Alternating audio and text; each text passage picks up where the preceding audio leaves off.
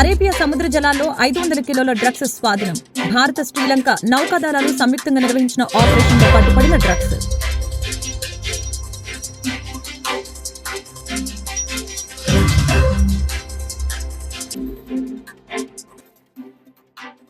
ఆగని రభస, రాజ్యసభ సోమవారానికి వాయిదా.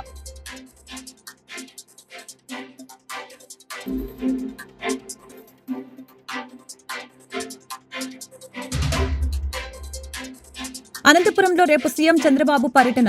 నేమకల్లో ఎన్టీఆర్ భరోసా పింఛన్లు పంపిణీ చేయనున్న చంద్రబాబు.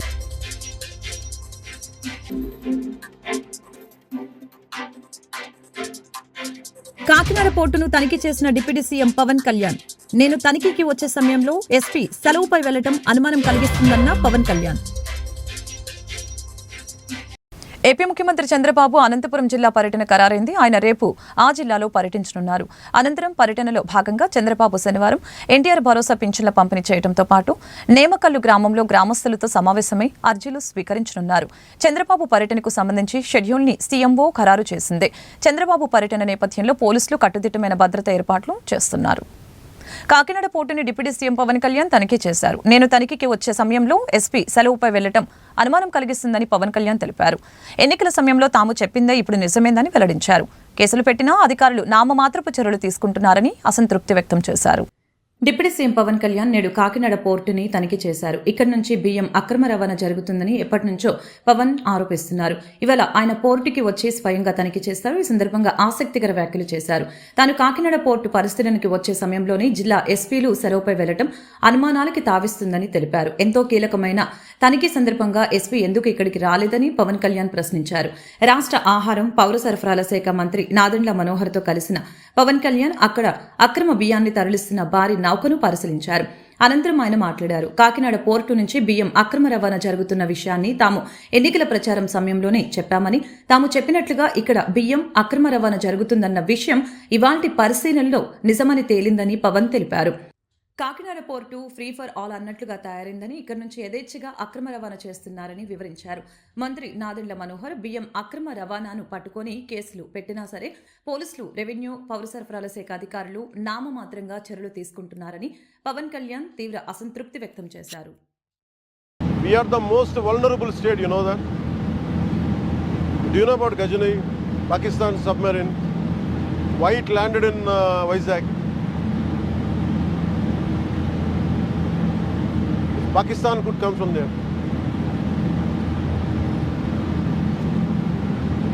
Do you know, మీ బాస్కి తెలుసా ఎంత డేంజరస్ గేమ్ ఆడుతున్నాడు అతను? ఇది పీడిఎస్ తాగుద్దా? ఇది ఉగ్రవాదులకి, టెర్రరిస్టులకి హెవెన్. ఇది ఎక్కడ చింగ్స్ ఉన్నాయి ఆర్మర్లను పట్టుకుంటాడు. ఇట్ ఈస్ ఏమంటుందని red carpet for terrorist. National సెక్యూరిటీకి ఇది మీరు ఒక స్పోజింగ్ యాజ్ ఎ థ్రెట్.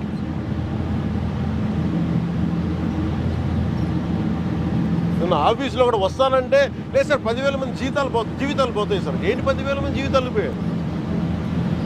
కోర్టు ఉన్నదేంటి మీరు కూర్చోబెట్టి smuggling చేయడానిక?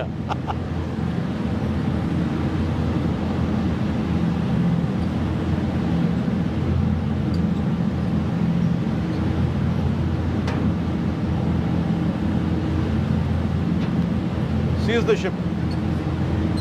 If any pressure comes from central government, we'll see.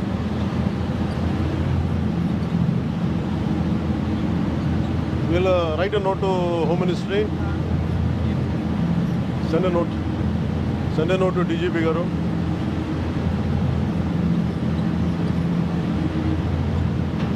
ఇలా ఉంది ఒకటే చెప్పండి. This Kakinada port is a haven for smugglers.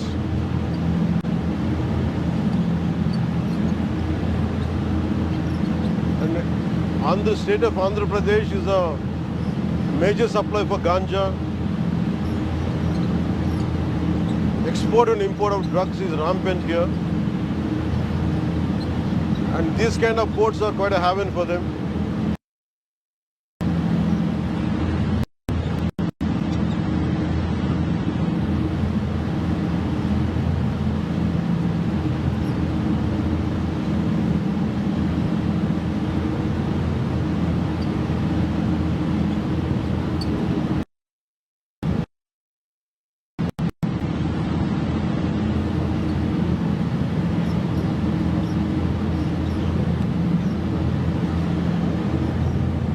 ఇది ఒక బ్రహ్మ పదార్థం లాగా. No one allows me to be here. Ever since I took charge from DPD's chief minister, not even one guy was allowing me to come here. There is drone, sir. I waited for 6 months.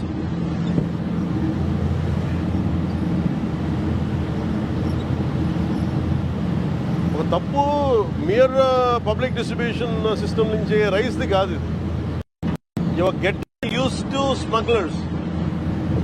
Smuggler rice తాగుతాడా?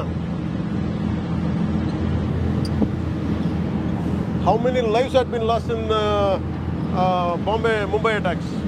విజయవాడలోని ఇంద్రకీలాద్రిపై ఉన్న శ్రీ దుర్గామల్లేశ్వర స్వామి వారి దేవస్థానంలోని కనకదుర్గమ్మ సన్నిధికి మాజీ రాష్ట్రపతి రామ్నాథ్ కోవింద్ వచ్చారు. శుక్రవారం మాజీ రాష్ట్రపతి రామ్నాథ్ కోవింద్ కుటుంబ సభ్యులతో కలిసి శ్రీ అమ్మవారి దర్శనార్థం ఆలయానికి విచ్చేయగా ఆలయ ఈవో కెఎస్ రామారావు ఆలయ మర్యాదలతో స్వాగతం పలికి అమ్మవారి దర్శనం కల్పించారు. అనంతరం ఆలయ వేద పండితులు వీరికి వేదాశీర్వచనం చేయగా ఈవో రామారావు అమ్మవారి శేషవస్త్రం, ప్రసాదం, చిత్రపటం అందజేశారు. కార్యక్రమంలో ఈవోతో పాటుగా ఆలయ డిప్యూటీ ఈవో ఎం రత్నరాజు, ఆలయ అధికారులు పాల్గొన్నారు. As we all know, in Hindu religion, Kanak Durga is regarded as the creator of the entire world, entire human being, entire Brahman. And I am happy to say that I have prayed for the well-being of the entire humanity, especially our country, for our people, and for everyone. Thank you. Skill development కేసులో AP ముఖ్యమంత్రి Chandrababu bail రద్దు చేయాలనే పిటిషన్పై విచారణని supreme court వాయిదా వేసింది. ఈ కేసులో చంద్రబాబుకి ఏపీ హైకోర్టు బెయిల్ మంజూరు చేసింది. దీంతో హైకోర్టు తీర్పుని గత వైసీపీ ప్రభుత్వ హయాంలో ఏపీ సిఐడి సుప్రీంకోర్టులో సవాలు చేసింది. ప్రభుత్వం తరపున senior council Mukul Rohatgi virtual గా వాదనలు వినిపించారు. చంద్రబాబు బెయిల్ రద్దు చేయాలని కోరుతూ తాము దాఖలు చేసిన పిటిషన్పై త్వరలోనే నిర్ణయం తీసుకుంటామని కోర్టుకి తెలిపారు. విచారణకు స్వయంగా హాజరు కావాలని అనుకుంటున్నానని, జనవరి వరకు సమయం ఇవ్వాలని కోరారు. దీంతో తదుపరి విచారణని జనవరి 2వ వారానికి సుప్రీంకోర్టు వాయిదా వేసింది. Machilipatnam urban development authority MUDA అభివృద్ధికి శక్తివంచన లేకుండా పనిచేస్తానని నూతన చైర్మన్ మట్టా ప్రసాద్ తెలిపారు. తన ఛాంబర్లో మీడియాతో మాట్లాడిన ముడా చైర్మన్ మట్టా ప్రసాద్ పారిశ్రామిక పర్యటన అభివృద్ధిలో ముడా కీలక పాత్ర పోషిస్తుందని తెలియజేశారు. గత 5 ఏళ్ల వైసీపీ పాలనలో ముడా అభివృద్ధి కుంటుపడిందని ఈ సందర్భంగా తెలిపారు. అక్రమాలకి పాల్పడిన వారిపై కఠిన చర్యలు ఉంటాయి. ముడా ఆఫీస్ తలుపులు 24 గంటలు తెరిచే ఉంటాయని వెల్లడించారు. అనేది కొన్ని దశాబ్దాల కళ. ఆంధ్రప్రదేశ్ రాష్ట్రానికి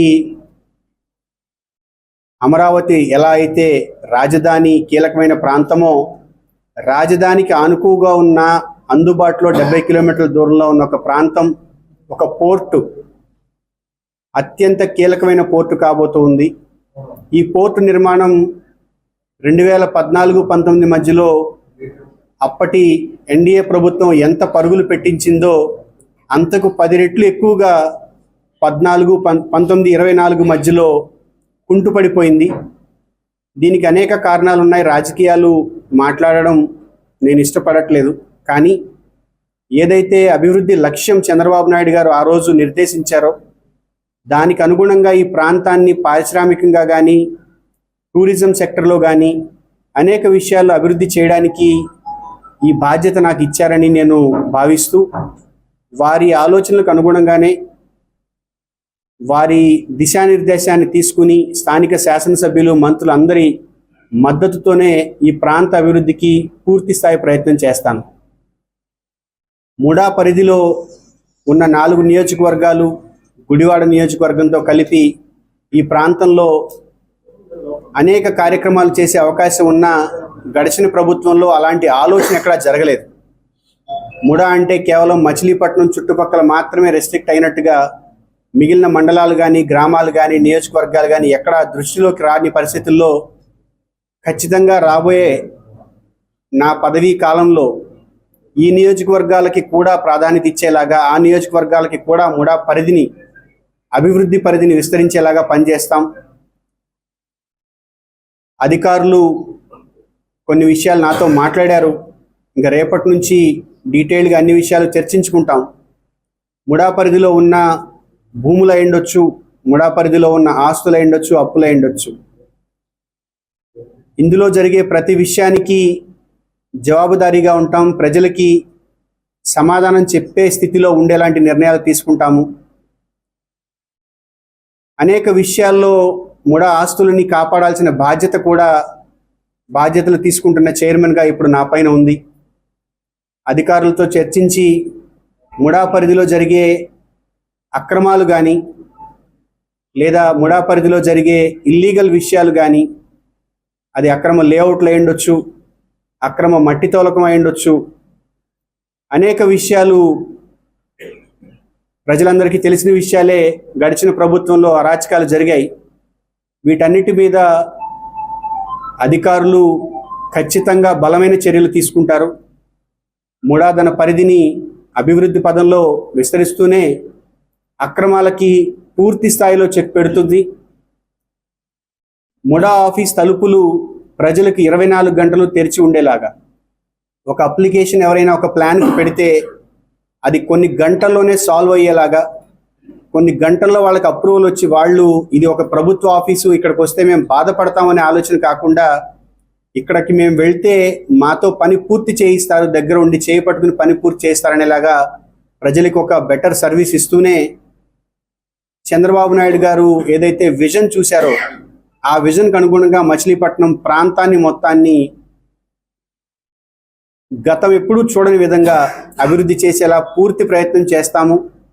కేంద్ర ప్రభుత్వంలో ఇప్పటికే అనేక శాఖలతో మాట్లాడి ఉన్నాము. అఫీషియల్గా ఈరోజు నేను ఛార్జ్ తీసుకున్నప్పటికీ గత వారం 10 రోజులుగా అధికారుల సమక్షంలో అనేక విషయాలు చర్చించిన తర్వాత కేంద్ర ప్రభుత్వంలో అనేక మంత్రిత్వ శాఖలతో మాట్లాడాము. వాళ్ళు కూడా చాలా సానుకూలంగా స్పందించారు.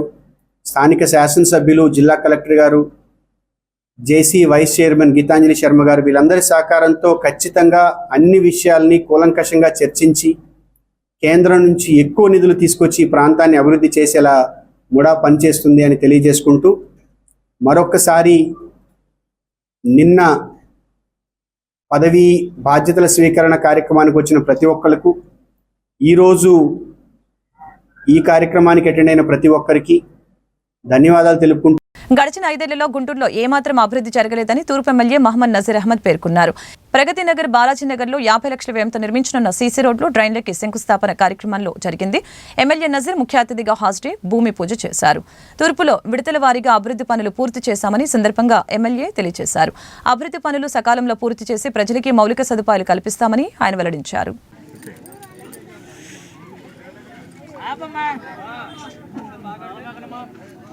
అభివృద్ధి చెందుతున్నటువంటి గుంటూరు నగరంలో అనేక కొత్త కాలనీలు, ప్రాంతాలు నివాసయోగ్యమైనటువంటి ప్రదేశాలుగా మారుతున్నటువంటి పరిస్థితులు. అందుకని నగరంలో ముఖ్యంగా గత 5 సంవత్సరాల్లో కొత్తగా ఏర్పడినటువంటి ఏ కాలనీలో కూడా కనీస మౌలిక వసతులు లేక ప్రజలు అనేక రకాలుగా ఇబ్బందులు పడుతున్నటువంటి పరిస్థితులు ఉన్నాయి. ముఖ్యంగా పాత గుంటూరు ప్రాంతంలో బాలాజీ నగర్ ఎక్స్టెన్షన్ ఏరియా కానీ, ప్రగతి నగర్ కానీ, దుర్గానగర్ కానీ అనేక కాలనీలో కనీసం ఒక తట్టమట్టి కూడా గత 5 సంవత్సరాల్లో ఏలేనటువంటి పరిస్థితులు.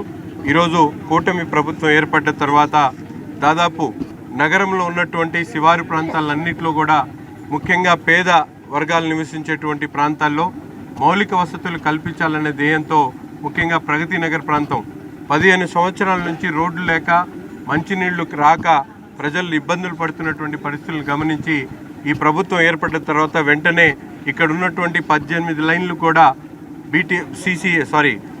వెట్ మిక్స్ రోడ్లు వేయడంతో పాటు కచ్చా డ్రైన్స్, 2 వైపులా కచ్చా డ్రైన్లు, ప్రతి ఇంటికి కూడా సురక్షితమైనటువంటి మంచినీరు అందించాలనే ధ్యేయంతో మంచినీటి కనెక్షన్స్ని అలాగే వీధి దీపాలను కూడా అమర్చడం అనేది జరుగుతూ ఉంది. అంతేకాకుండా బాలాజీ నగర్ ఎక్స్టెన్షన్లో ఆ ప్రాంతంలో కూడా కొత్తగా ఏర్పడినటువంటి కాలనీ కాబట్టి అక్కడ అవసరమైనటువంటి 2 డ్రైన్స్తో పాటు ఒక సీసీ రోడ్ను దాదాపు 40 లక్షల రూపాయలతో ఆ ప్రాంతంలో కూడా ఈరోజు శంకుస్థాపన చేయడం జరిగింది. ముఖ్యంగా రాష్ట్రంలో చంద్రబాబు నాయుడు గారి నాయకత్వంలో స్థానిక సంస్థల్లో అవసరమైనటువంటి మౌలిక సదుపాయాల మీద ప్రత్యేకమైనటువంటి దృష్టి సారించి గుంతలు పడినటువంటి రోడ్లతో పాటు ప్రజలకు నిత్యంగా అవసరమైనటువంటి ప్రతి ఒక్క కార్యక్రమాన్ని కూడా ఈరోజు స్థానిక సంస్థల్లో పెద్ద ఎత్తున చేపడుతున్నటువంటి పరిస్థితున్నాయి. కూటమి నాయకత్వం, కార్పొరేటర్స్ అలాగే ముఖ్యంగా జీఎంసీ అధికారులు ఈరోజు ప్రత్యక్షంగా ప్రతి ఒక్క చోట కూడా అభివృద్ధి ప్రణాళికలతో ముందుకు సాగుతూ ఉన్నాం. రాబోయేటువంటి ఒక సంవత్సరంలో గుంటూరు తూర్పు నియోజకవర్గంలో ఏ కాలనీలో కూడా రోడ్ల దుస్థితి కానీ, వీధి దీపాలు కానీ, కుళాయి కనెక్షన్స్ అవసరం లేదన్నటువంటి విధంగా పూర్తిగా అభివృద్ధి చేస్తామని చెప్పి ఈ సందర్భంగా తెలియజేస్తాం. వివిధ సమస్యలపై ప్రజలు తమ వినతులను అందించేందుకు మంగళగిరి టీడీపీ కేంద్ర కార్యాలయానికి బాధితులు బారులు తీరారు. శుక్రవారం పార్టీ కార్యాలయంలో నిర్వహించిన ప్రజా దర్బార్ కార్యక్రమంలో ఏపీఐడీసీ చైర్మన్ డేగల ప్రభాకర్, ఎమ్మెల్సీ పంచుమర్తి అనురాధ పాల్గొన్నారు. రాష్ట్రంలోని వివిధ ప్రాంతాల నుంచి తరలివచ్చిన ప్రజలు సమస్యల్ని డేగల ప్రభాకర్ దృష్టికి తీసుకొని వెళ్లారు.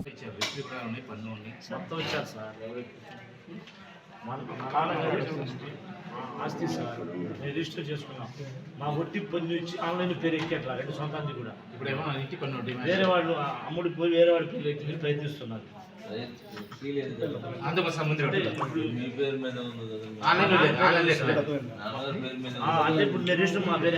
అరేబియా సముద్ర జిల్లాలో భారీగా డ్రగ్స్ పట్టుపడ్డాయి. భారత్, శ్రీలంక నౌకదళాలు సంయుక్తంగా నిర్వహించిన ఆపరేషన్లో 2 పడవల్లో అక్రమంగా తరలిస్తున్న 500 కిలోల డ్రగ్స్ ని అధికారులు గుర్తించి స్వాధీనం చేసుకున్నారు. శ్రీలంక జెండాతో కూడిన 2 ఫిషింగ్ బోట్లలో అక్రమంగా తరలిస్తున్న డ్రగ్స్ ని సీజ్ చేసినట్లు ఇండియన్ నేవీ తెలిపింది. నవంబర్ 24, 25 తేదీల్లో నిర్వహించిన ఆపరేషన్లో 500 కిలోల క్రిస్టల్ మిట్స్ ని స్వాధీనం చేసుకున్నట్లు వెల్లడించింది. ఈ బోట్లను గుర్తించేందుకు విస్తృత ఏరియల్ సెర్చ్ నిర్వహించినట్లు పేర్కొంది. డ్రగ్స్ అక్రమ రవాణా చేస్తున్న 2 బోట్లని, అందులోని సిబ్బందితో పాటు సీజ్ చేసిన డ్రగ్స్ ని శ్రీలంకకు అప్పగించినట్లు వెల్లడించింది. భారత పారిశ్రామికవేత్త ఆదాని అవినీతి అంశం యూపీలోని సంబర్లో చోటు చేసుకుంది. హింసాత్మక ఘటనలు పార్లమెంట్ శీతాకాల సమావేశాలు కుదిపివేస్తున్నాయి. ఈ అంశాలపై విపక్షాలు నిరసనలు వ్యక్తం చేస్తున్నారు. సభలో చర్చకు పట్టుపడుతూ పెద్దెత్తున నినాదాలు చేశారు.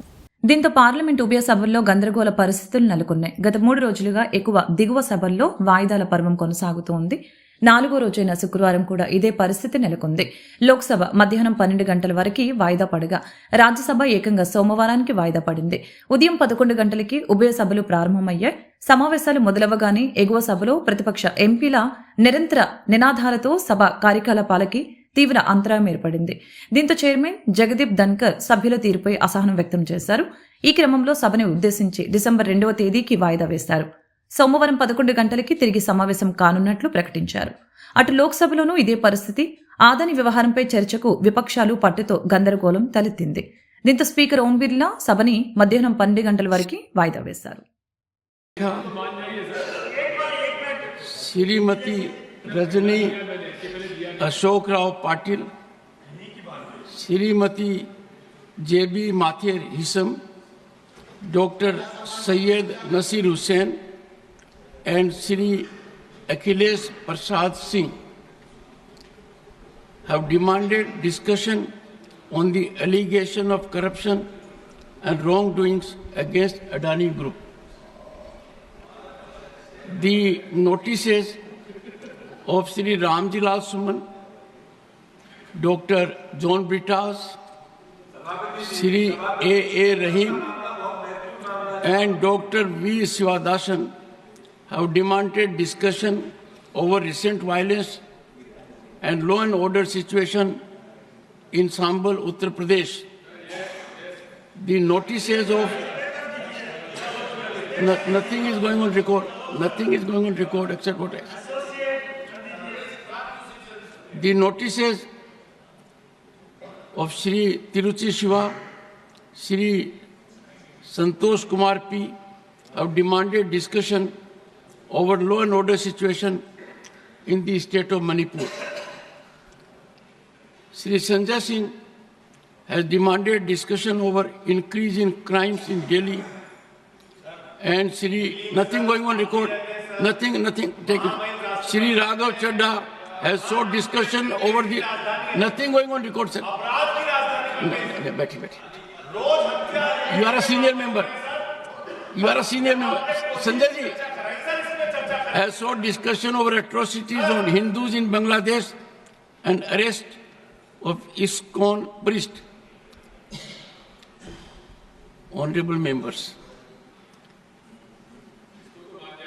these issues have been raised repeatedly during the week,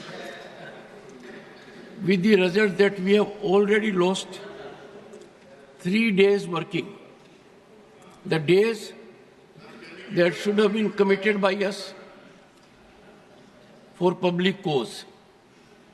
There should have been vindication of our oath that we perform our duties as expected. The loss of time, the loss of opportunity by not having question hour has given enormous setback to the people at large. Now I find, honorable members, and I call upon you for deep reflection.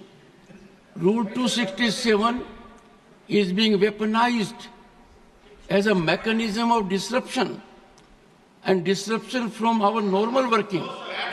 There are very senior members. This cannot be appreciated.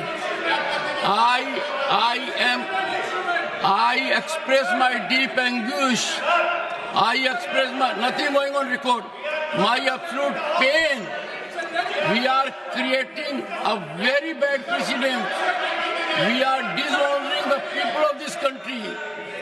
We are not coming up to the expectations. Our actions are not people-centric. They are to absolute public distaste. We are getting into irrelevance. People are ridiculing us. We have virtually become laughing stock. I appeal to you. Please, the House stands urgent to meet at 11 a.m. on Monday, the 2nd December 2024. ఏపీకి తుఫాన్ ముప్పు లేదని వాతావరణ శాఖ వెల్లడించింది. తుఫాన్ బలహీనపడి ఈ రోజు సాయంత్రానికి వాయుగుండంగా బలహీనపడుతుందని వాతావరణ శాఖ తెలిపింది. వాయుగుండం ప్రభావంతో ఈ రోజు రేపు దక్షిణ కోస్తాలో రాయలసీమలో భారీ వర్షాలు కురిసే అవకాశం ఉందని తెలిపింది. ఏపీకి తుఫాను ముప్పు లేదని వాతావరణ శాఖ అధికారులు వెల్లడించారు. బంగాళాఖాతంలోని తీవ్ర వాయుగుండం తుఫానుగా రూపాంతరం చెందలేదని, ఇది ఈ రోజు సాయంత్రానికి వాయుగుండంగా బలహీనపడుతుందని చెప్పారు. ఇది గురువారం సాయంత్రానికి శ్రీలంకలోని త్రింకోమలికి 200 కిలోమీటర్ల, నాగపట్టణానికి 340, చెన్నైకి 470, పుదుచ్చేరికి 410 కిలోమీటర్ల దూరంలో కేంద్రీకృతమై ఉంది. రేపు ఉదయం కల్లా కరైకాల్, మహాబలిపురం మధ్యలో తీరం దాటవచ్చని పేర్కొన్నారు. అయితే తుఫాను ముప్పు లేకున్నా వాయుగుండం ప్రభావంతో ఈరోజు రేపు దక్షిణ కోస్తా, రాయలసీమలో అక్కడక్కడ భారీ వర్షాలు కురిసే అవకాశం ఉందని వాతావరణ శాఖ తెలిపింది. నెల్లూరు జిల్లాలో ఆకస్మిక వరదలు రావచ్చని హెచ్చరించింది. వార్తలు ముగించే ముందు ముఖ్యాంశాలు మరొకసారి. అరేబియా సముద్ర జలాల్లో 500 కిలోల డ్రగ్స్ స్వాధీనం. భారత, శ్రీలంక నౌకాదళాలు సంయుక్తంగా నిర్వహించిన ఆపరేషన్లో పట్టుబడిన డ్రగ్స్.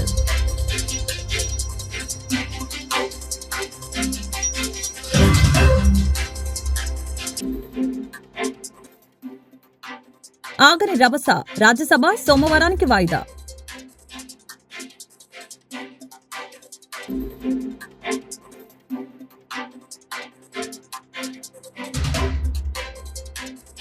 అనంతపురంలో రేపు సీఎం చంద్రబాబు పర్యటన. నేమకల్లో ఎన్టీఆర్ భరోసా పింఛన్లు పంపిణీ చేయనున్న చంద్రబాబు.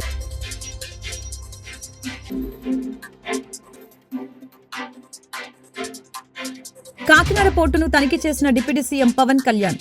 నేను తనిఖీకి వచ్చే సమయంలో ఎస్పీ సెలవుపై వెళ్లడం అనుమానం కలిగిస్తుందన్న పవన్ కళ్యాణ్.